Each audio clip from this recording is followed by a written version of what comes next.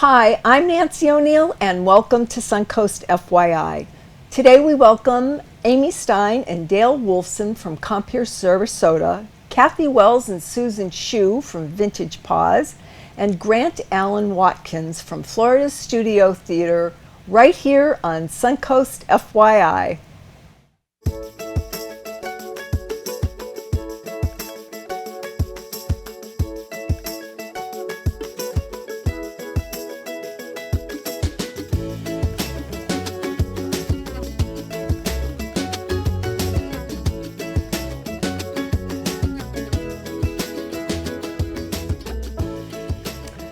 For well over 40 years, the Compeer model has been a valuable resource for the mental health of the nation, as well as right here on the Suncoast. And here to tell us more about the efforts of Compeer Sarasota are Director Amy Stein and Volunteer Coordinator Dale Wolfson. Hi ladies, good morning. Good morning. Good morning, thank you for coming. Thank you for having us. So Compeer is always, well, for 40 years, it's been an important part of who we are. But why is it so valuable in our community right now, Dale? Well, because of what is going on in the world and what is happening locally, people have become extremely isolated. Mm-hmm. Children have become very traumatized by what they're experiencing in school, not being able to sit in the classroom, all of that.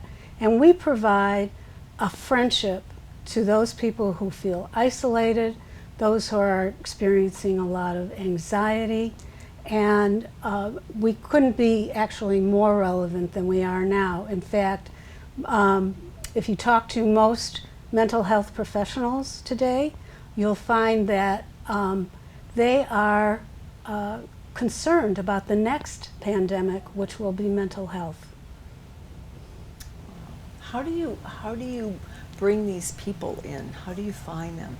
Well, most of our clients are referred to us by their therapists, their school counselors, sometimes family members even reach out to us. Contact you. Yes, absolutely. Okay.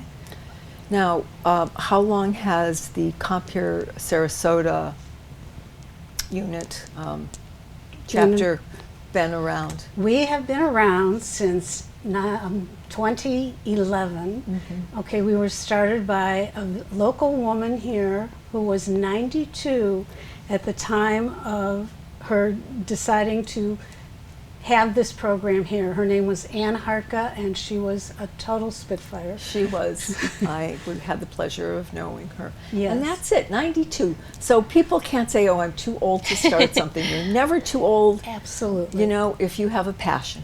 Right, and she was our greatest recruiter up until the day she passed away, 5 days after her 100th birthday. Oh my gosh. Yep.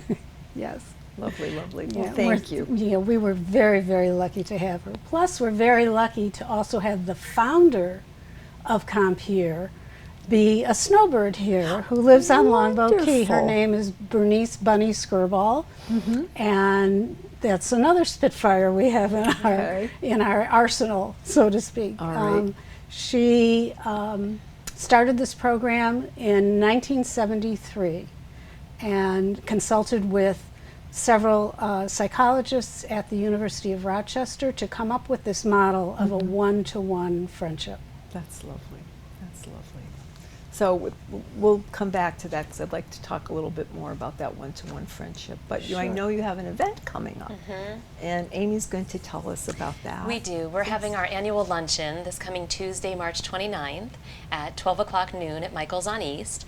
And this is our big signature event, and we're just so grateful we can gather together in person as a community again. We will be honoring Gail Welch, a mental health advocate, a former Compeer Advisory Board member. She's a longtime Compeer supporter. She's also the incoming president of the Glasser-Schoenbaum Human Services Center. We will be featuring a special Compeer friendship, so a mentor and mentee will speak about their personal experience. Mm-hmm. We will also be presenting a nationally recognized speaker. And who will that be? So his name is Dr. Gary Blau. He's a licensed clinical psychologist. He is the senior advisor for children, youth, and families at SAMHSA, the Federal Substance Abuse and Mental Health Services Administration. He previously was the executive director of the Hackett Center for Mental Health. He's the recipient of numerous awards. He has over 70 professional publications. He's the editor of 9 books. Yeah, we're very blessed to have him. Quite the man. His theme for our luncheon will be a national emergency in youth mental health, ways to help.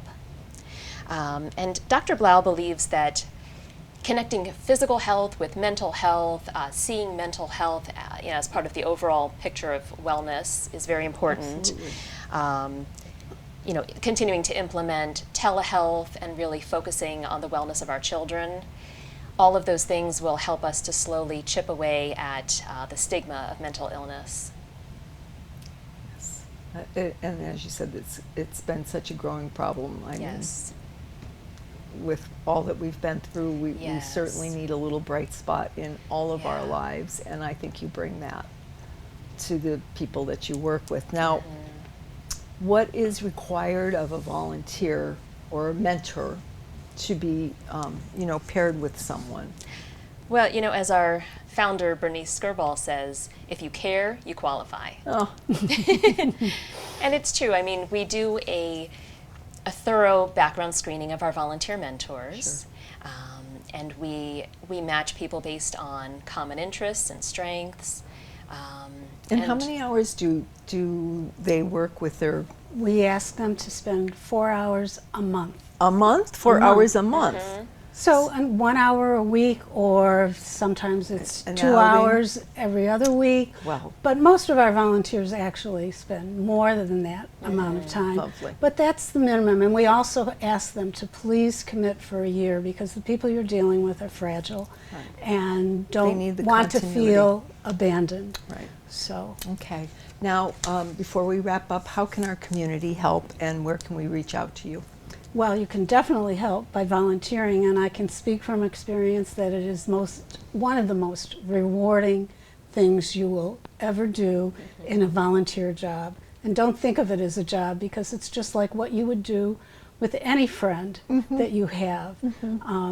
It takes a little bit of time to develop a rapport, but once you do, it just becomes another part of your life, and you benefit in so many ways just by feeling you're making a difference one person at a time, and you're having fun. Right. Okay, you're not doing anything different than you would with any of your other friends. I love it. Well, So, thank you. Where can our viewers go to find out more information? well, they can visit our website at www.compuresarasota.com, and we also have a second website for the youth, www.compuresarasota.youth.org. Okay. I said com, didn't I? I meant to say org. That's .org. okay. We'll have we it are on the a bottom. nonprofit. It's hard enough to remember it, but seeing it'll be a Okay. little bit Right. easier. Well, thank you And, both for being here today, and have a wonderful luncheon. Thank you so much. Thank you. And give my best to Lynn, Yes. who is the National Director Of affiliates. of Affiliates. All affiliates. There are over 40 affiliates throughout the world. And Not she's just, she's the head honcho, huh? Well, All right. Well, tell her I said hello. I will. Thank you so much. Okay. Joining me next is Kathy Wells and Susan Shue from Vintage Paws to discuss their sanctuary and how we can help animals here on the Suncoast, so please stay tuned.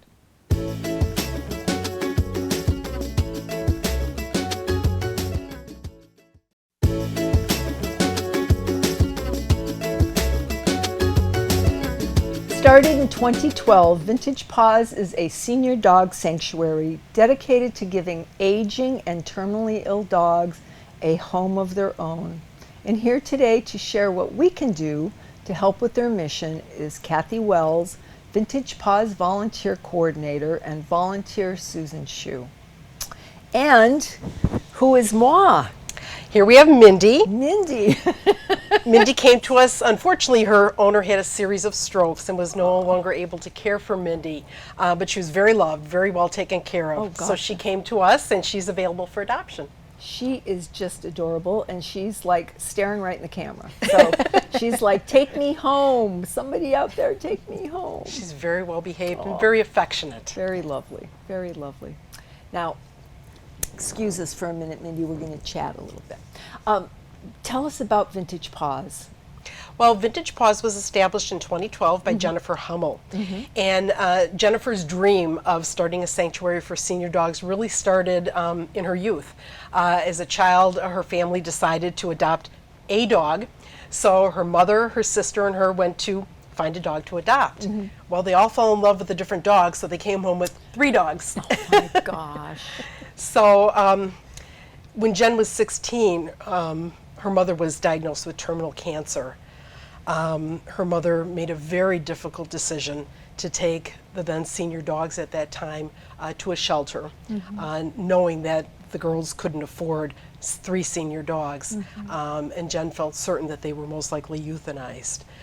So Jen had always wanted to start a family home setting type of place for senior dogs to avoid premature euthanization. And she started Vintage Paws, where we have many senior dogs that she's helped throughout the years, literally hundreds of senior dogs. Now you have some that are permanent residents, but many that are up for adoption. Yes, we have many up for adoption, we have many in foster care, and we do have some, whether it's due to health situation, maybe some behavioral issues, that they are welcome to stay with us forever. That's wonderful. Now, how do you hear about dogs in need like this? You said this woman had several strokes, unfortunately. How do most of your pets come to you? Well, Jen is very well known in the community. Okay. So often we're approached by individuals who have to surrender their dogs. Perhaps someone has passed away and the family and friends can't take the dog in, or someone's going to assisted living. Or in some cases, we're contacted by other organizations in the area, Animal Services, for example, who relates to Susan's story here. Okay, all right. So, yes, please. My foster fail story is wonderful. Chevy was found at a Chevron station almost 2 years ago. August would be 2 years ago. So he's been in Vintage Paws for over almost 2 years. And they named him Chevy because he was at the Chevron station. He's estimated at 13 years, and I adopted him last month. I fostered him for over a month, and then I How said, could you give them back? nobody right? can take this dog. I love him. So yes, Chevy is now mine. Yes. Okay. How can we, the community, help you? There are many ways to help us. We're part of the Giving Challenge that takes place April 26th and 27th from noon to noon. Okay. And any donation, which is a gift to us in the amount of $5 to $100, is matched 100% by the Patterson Foundation. Wonderful. We've also been given a grant by the Louis and Gloria Flanzer Philanthropic Trust that we have all year. If you go to our website and you click on the icon for that, any donation from $5 to $500 is matched 100%. Awesome, awesome. We're going to go back. I wanted to ask you, what do you do when the dogs come in? Now, obviously, you fell in love with Chevy, Right. and so how does that all work? So when the dogs come in, they go to the veterinarian, of course, and they get the assessment, and they're put on meds. And like Chevy has heart problems, so he actually has his own cardiologist. And then we've got a lot of wonderful, wonderful volunteers that come in every day. Kathy manages the sign up online. We've got up to 6 people during the day from 1 to 3 that go, and we cuddle, we walk, we play, we spend So they're well time taken with them. care Oh, of. absolutely. And then Wonderful. on the weekends, 10 to noon, we do it, and we just get to give them the love that they need so before they are adopted or fostered. Well, Yes. there's one thing that I saw on your website that I thought was really just so sweet. Old Dogs Rock, Old Yes. Dogs Rock, and it says providing silver linings for silver paws. Yes, You ma'am. know, I have a rescue and she's 8 now. And yes, she was a breeding mom and they were going to euthanize her. And I'm like, oh my gosh. It happens way too often. So Yes. thank Yes. you and all of your volunteers for doing this. Now, where can our viewers go to find out how what dogs are available for adoption? Your website? You have a website? You can go to our website. Okay. We also have many adoption events. We've been at the Philippi Creek Market, which goes through April. We'll be there this coming Wednesday, Okay. and then the following Wednesday. We were also at the Black Dog store this past Saturday, and we'll be there once a month. Okay. We also go to Pet Supplies Plus on Honore in Fruitville once a month, the fourth Saturday of the month. Wonderful. And that's all on your website. People can find out where to locate you. Typically, you'll find that on our Facebook. We make an Facebook. announcement There the day you or go. two before we're Okay. going to appear. And that's Vintage Paws. VintagePaws.org. .org. Okay. Thank you both. And Yes. you're such a sweet baby, but mine, I don't think she'd be happy if I brought somebody else home with me. So, Well, thank we you both. appreciate you. Thank you very much Thank for you so having much. us. You're welcome. Yes. You're very welcome. Up next on Suncoast FYI, we sit down with Grant Allen Watkins, a cast member of the Florida Studio Theater's ongoing production Friends in Low Places, to talk about the cabaret's more than 130 show run, so don't go anywhere.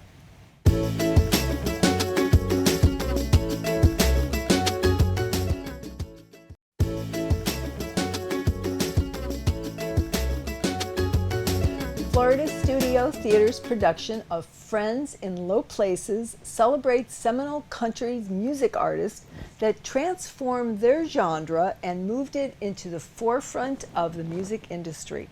Here to discuss his role and how we can all enjoy the show is Grant Allen Watkins, a cast member of Friends in Low Places. Friends in Low Places, well, obviously that's kind of a metaphor for other things. But Exactly.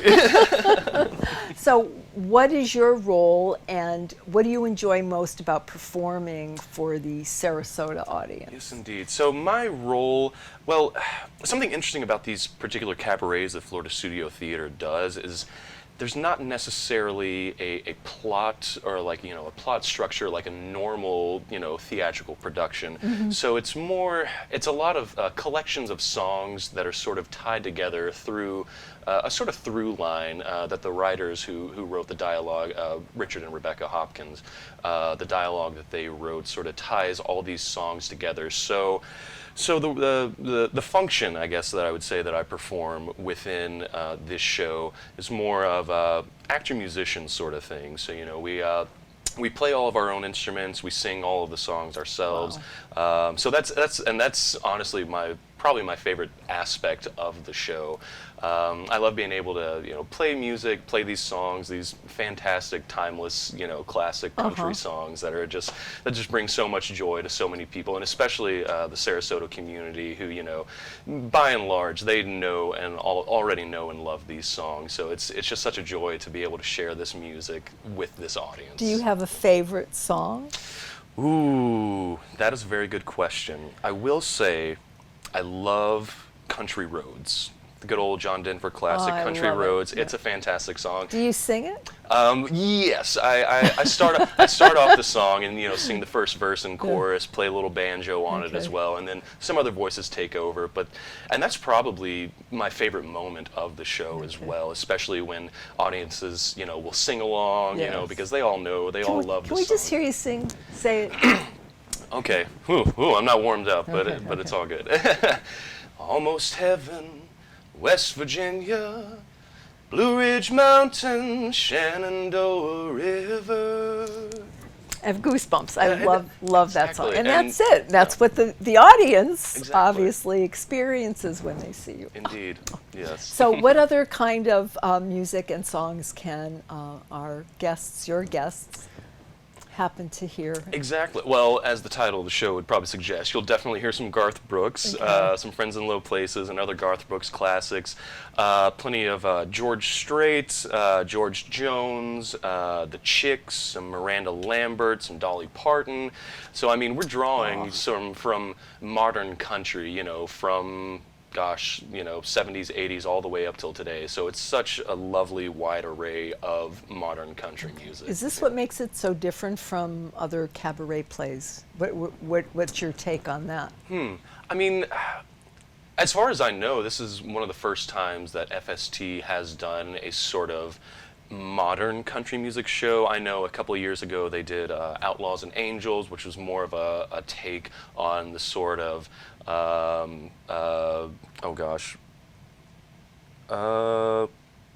oh my God, I completely am blanking on the term. But, you know, more like the Johnny Cash sort of era of Okay. country music.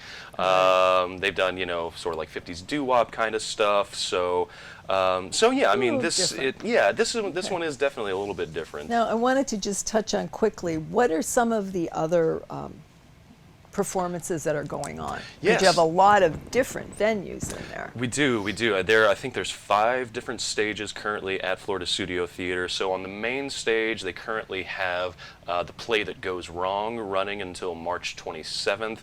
A hilarious sort of British farce, you know, slapstick humor kind of thing. And then after that, The Legend of Georgia McBride is going to be opening in the main stage not too long after that. There's also another cabaret show called Laughing Matters, sort of a spoof, if you will, of different musical theater classics, sort of a very, very tongue-in-cheek, fun sort of show. I would highly recommend that one. That's a really fun show. All right, Yeah. great. Now, memorable moments before we close. There's got to have been memorable moments. You've done the show 130 performances? Oh gosh, I think we just had our 133rd performance There you go. last night. So what it's, makes it stand out Yeah. and you know, have this long run, would you say? oh my gosh. There's so many fantastic songs, and like I mentioned before, the country roads. You know, when people start singing along, really, it's the audience participation, the tasteful audience participation. Let me add. But no, you know, whenever we're able to, you know, hear them singing along and really clapping, and you know, really feel them on board with us, that particular energy gives us on stage so much more energy, and There you you know, we go. feel like, you know, it's like we're having right now. You know, it's a conversation. Yes. You know, it's Yeah. not just, you know, there's a fourth wall sort of thing. You know, it's a very symbiotic relationship, and I think that is one of the very special things about this show, especially with this music, you know, that everyone knows and everyone loves. And how long does this show run through? Or We run until April 17th. Okay. That'll be our closing day, Sunday, April 17th. We have performances Tuesday through Sunday every single week, so come on down and join us at the Alright. Goldstein Cabaret. All right, and the website? FloridaStudioTheater.org. Awesome. Well, thank you, and I will get there before you leave because I want to hear you sing that song. Thank you so much, Nancy. Thanks so much. Yeah. We hope you enjoyed the show today, and thank you for joining us on Suncoast FYI. If you would like to promote your nonprofit or community event, we would love to hear from you, and this is a complimentary service.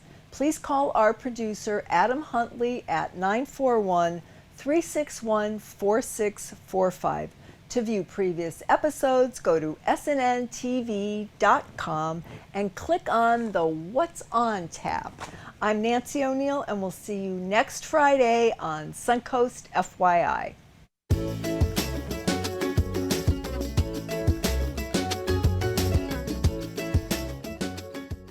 Outlaw country. Good Lord. Outlaw country. That's the one I was looking for. No.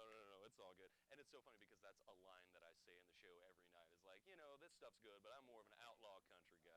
No worries.